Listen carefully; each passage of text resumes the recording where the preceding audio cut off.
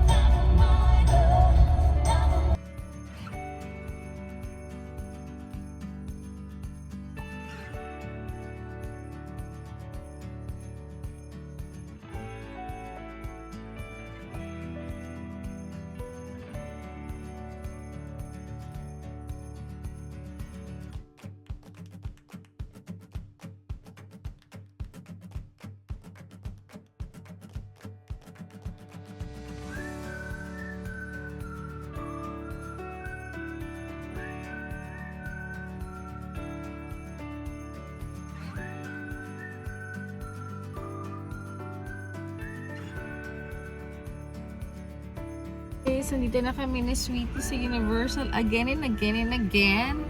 Masyal uli kami. So, let's go guys.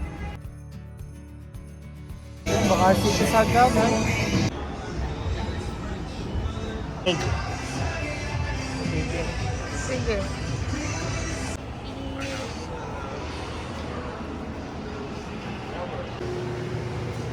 Sa KFC, magla-lunch muna kami ni Sweetie. Chicken. I'll see you. Nice place, guys. Guys, welcome back to our vlog. Tapos na kaming mag-lunch ni Sweetie. Sobrang lamig lang talaga. Kumain ako ng KFC si Sweetie dito sa chili dog fries. Pink. Ito siya.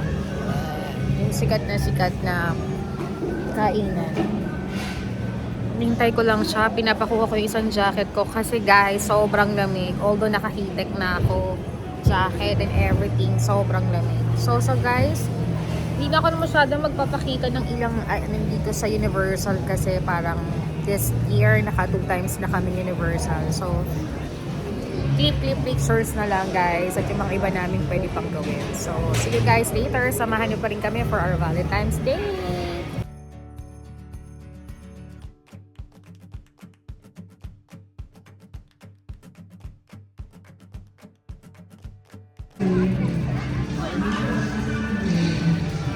Sabi, sarap ng pakiramdam ko. Naka-jacket na ako. Guys, we're going inside in Universal.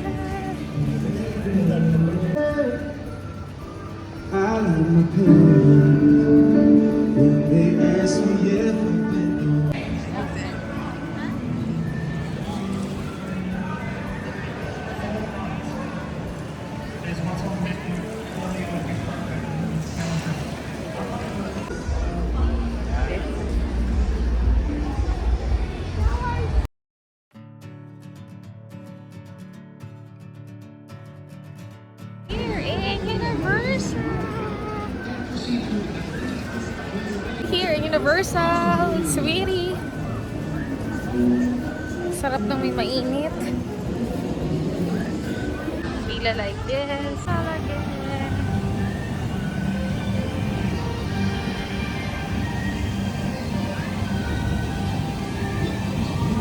Rizal Studio again with Sweetie.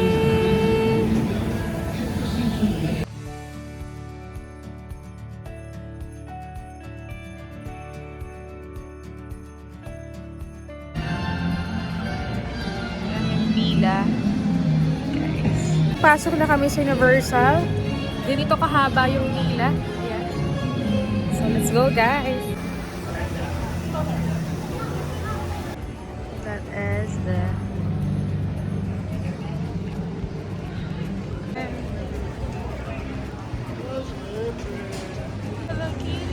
Tayo na kita doon.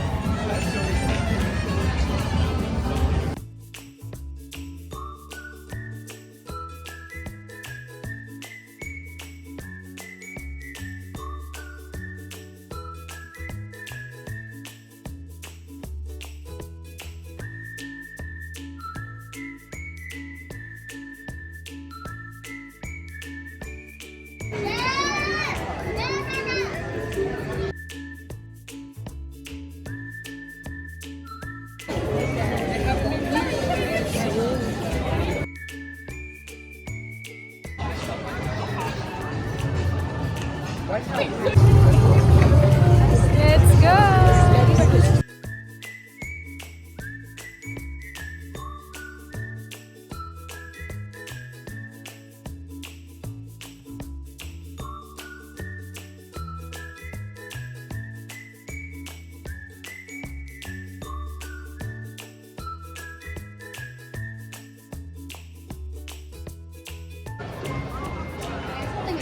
Mahal din daw niya sabi. Here inside in Harry Potter, guys, in the magic side.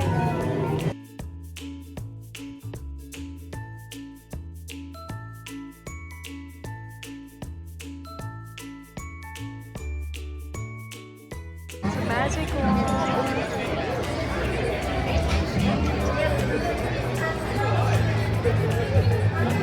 So magic yung bata. Cute. Steely na Harry Potter.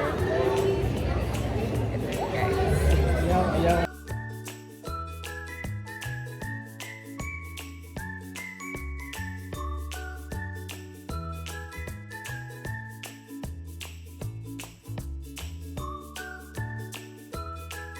Here, the castle of... Look, the castle! Grabe, guys! Tapos na kami kay Harry Potter. Manonood naman kami ni Sweetie ngayon.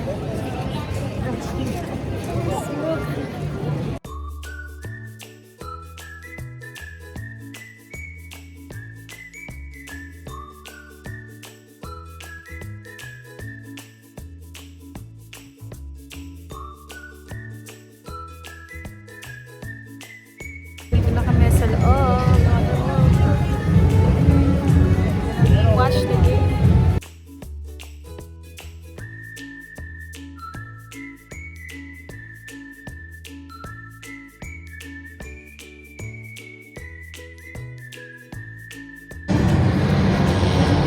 They have a seat plate!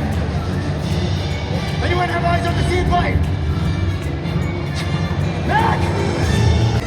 Cover it!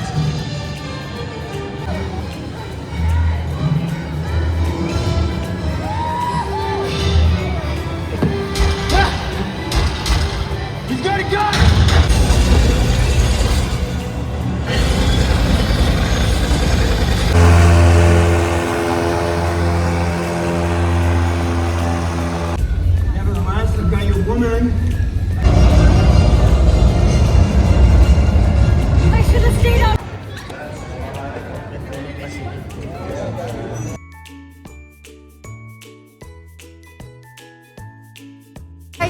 kami ni Sweetie. Sasakay naman kami sa Kung Fu Panda. Let's go, guys!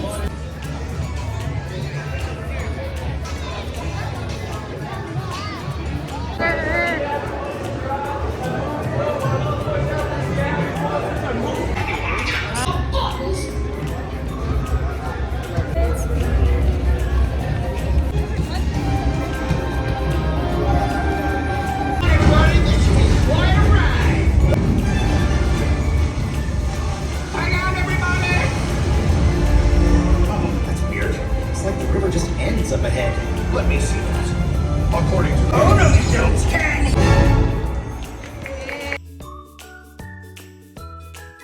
Isa sa Starbucks kami ni Sweetie. Na-order kami ng coffee. Tapos na kami ni Sweetie. Uwi na kami. Medyo madilim na, guys. We're in the souvenir of Harry Potter, guys. Dami nga rin, no? So guys, tapos na kami dito sa Universal. Magmo-mall naman kami and magdi-dinner na kami ni Sweetie. Let's go, guys!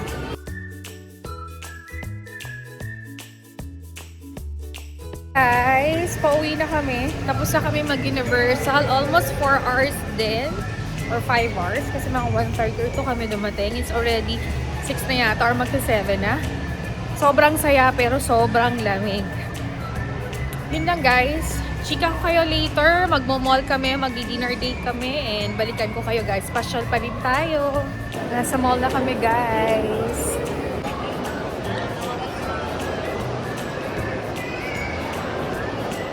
Nasa loob na tayo ng Zara. Tingnan pa natin kung may mga sale ngayon dito sa Zara. Daan tayo na mabilis. And tumingin na rin ako ng Nike na rubber shoes na pag-relation din ko kay Ate Tablet.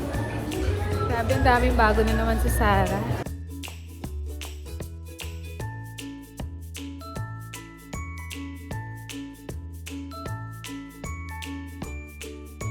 Sa loob tayo ng kids. Ang cute ng Zara. Look! Ilang percent na lang to. So nice. Cute niya. Gusto ko yung mga ganyan may pa-bling-bling. Ang dami pa rin niya. 80% na lahat. Pambata to, guys.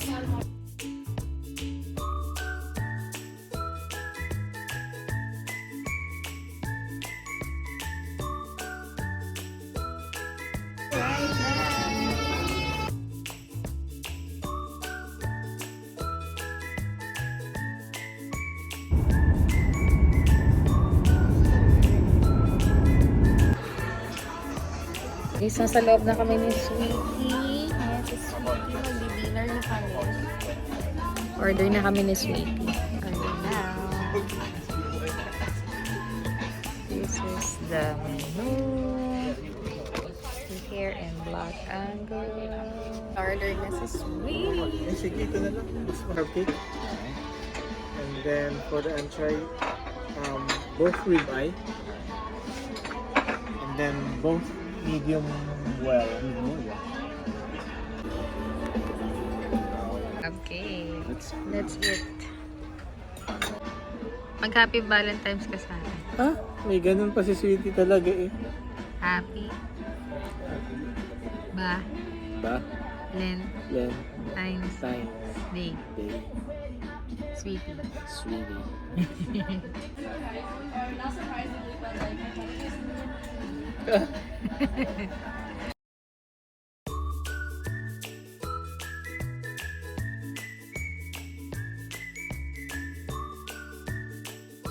Ang ganyan.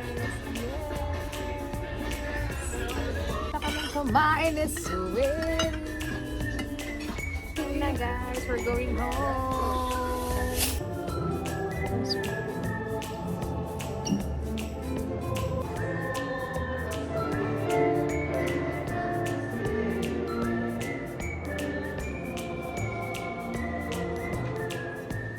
Guys, welcome back to our vlog. It's Happy Tuesday. Hindi na ako nakapag-close ng vlog last Saturday dahil sobrang pagod ko din sa aming Valentine's date sa LA, sa Universal Studio. Ayan na naman. Sobrang nag-enjoy ako kasi marami kaming mga pinuntahan ni Sweetie, nakapag-rides kami, nakapanood kami ng some of events sa Universal, nag-food trip kami. I think for 5 hours namin, doon lang kami sa taas, di na kami bumaba.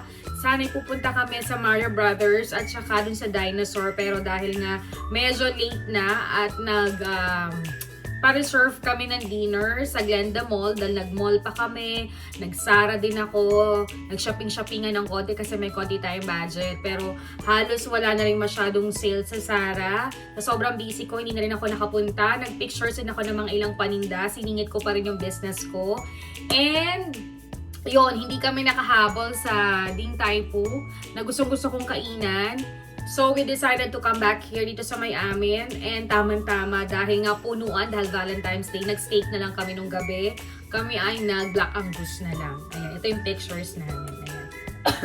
Pagkatapos kong si Pune, medyo nag-slight ubo ako. Kaya talaga naman nung Sunday, bumawi ako ng tulog. As a promise, gusto namin morning kami sisimba. Pero dahil napagod kami the rest of Saturday naming date, so we decided na magpahinga for the morning, makabawi ng tulog at pagod. So hapon na kami nagsimba.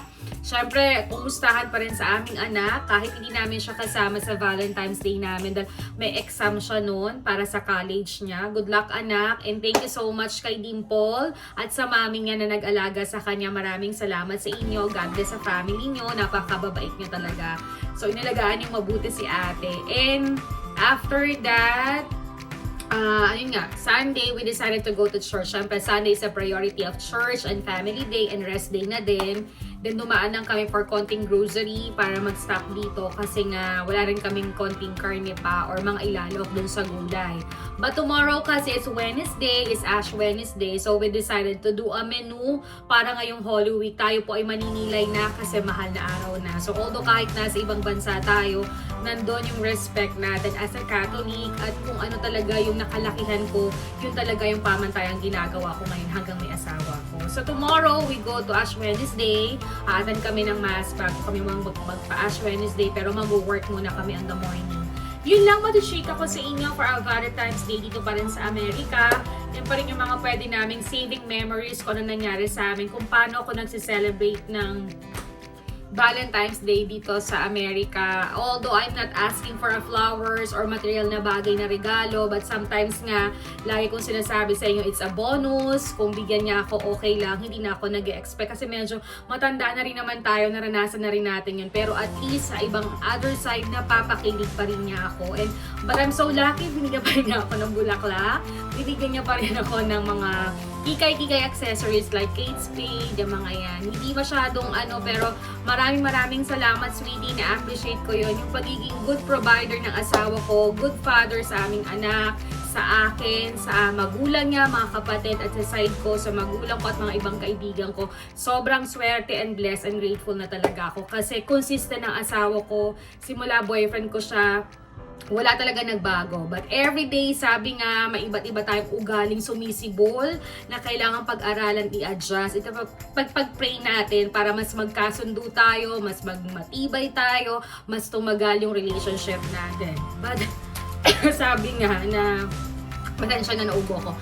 Sabi nga, not always good communication din ang tumatagal ang relationship. Siguro nandun yung respect, honest, and some contributions to grow your relationship. Hindi lang yung isa ang gumagana. Dapat both sides. At kapag may mali ka, may tama ka, makinig lang kayo sa isa't isa. Kasi for sure kung bakit kanya binibigyan ng advice, bakit kanya pinagbabago, dahil alam niyong makakabuti yon sa relationship nyo or sa ibang tao para hindi ka mapahamak or anong mangyari sa'yo. Siguro, yun na nakatagal at nakatibay sa relationship namin. And siguro na nga yung center namin si Papa God sa relationship namin. Lalo na mas kinasal kami sa church, although kahit nakasal kami sa civil wedding, mas tumibay pa kami at mas tumibay pa yung pananalig namin nung nakasal kami sa church. Wala namang perfect relationship, maraming pinagdaanan, pero ito'y napag-uusapan ng maayos at kung kayo talaga ay nagmamahalan, for sure titibay at tatagal kayo. Yun. So yun ang magiging advice ko kasi sa aming relasyon naman ay hindi ko masasabing talagang totally perfect or flowers or something. But for sure, I'm very happy.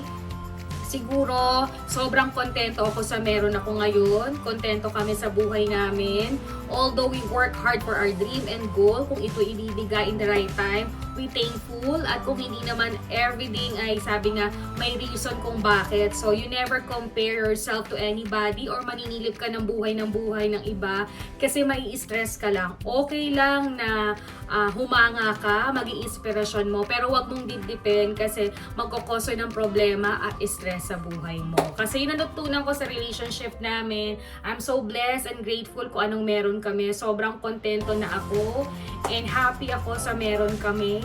Although syempre nangangarap ka pa rin, tao ka lang din. But alam mo yun, kung hindi talaga ibibigay sa'yo, wag mong ipilit. Ayoko nang i-stress yung sarili ko. At age 45 right now, mas chill yung buhay na ginagawa ko.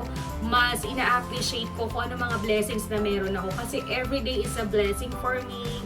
Everyday na konting meron ako or something, mas na-appreciate ko na. Yung pag-ising mo nga lang sa umaga is a very good blessing for me.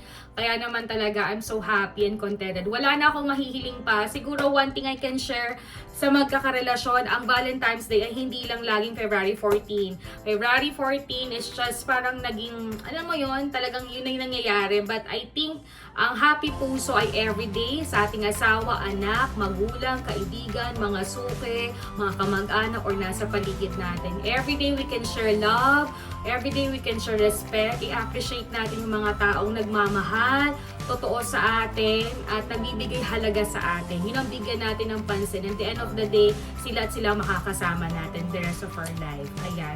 So maraming salamat guys. Sana natuwa kayo sa konting pasyal natin ngayong weekend and celebration of my Valentine's Day. Dito pa rin po yan sa Amerika or dito pa rin po sa California. I hope guys, samahan nyo pa kami sa mga ilang vlogs namin. Medyo naging busy lang talaga ako kasi tayo magbabakasyon, so kailangan natin magtrabaho.